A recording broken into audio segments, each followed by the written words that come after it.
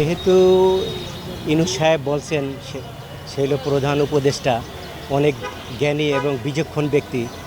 তার মতন বিচক্ষণ জ্ঞানী ব্যক্তি যেহেতু বলছেন, সে বহু চিন্তা ভাবনা করেই বলছেন। সে যেটা বলছেন সেইটাই সঠিক। আমাদের চিন্তার থেকে তার চিন্তা অনেক উন্নত, অনেক অনেক ব্যাপক। আপনি কি চাচ্ছেন, আওয়ামী লীগ কি আসবে?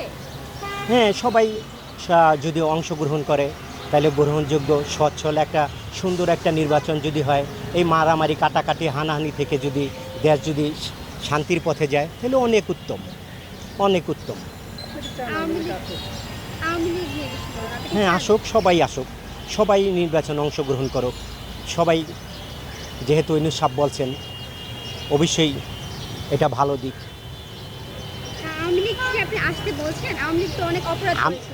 আমি তো আর বললে হবে না, আমার বলায় না বলায় কিছু আসে যায় না। আপনি কি চাচ্ছেন? এখানে হচ্ছে গিয়া রাষ্ট্র যেটা সিদ্ধান্ত নেবে সেটাই হলো গিয়ে সঠিক সিদ্ধান্ত।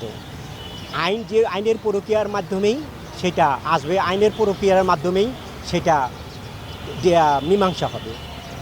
আমার মতামতের কিছু যায় আসে না। তারপর আপনি কি চাচ্ছেন? আপনার মতামত আমি জানতে চাই। আমি তো চাই সবাই সুন্দরভাবে সবাই নির্বাচনে অংশগ্রহণ করুক, শান্তিপূর্ণ একটা নির্বাচন হোক, সবাই একত্রভাবে এই দেশটা পরিচালনা করুক। মানে আমার সারা জীবনে দেখে আসি মারামারি কাটাকাটি হানানি, যাতে এটা না হয়, এটাই আমরা চাই।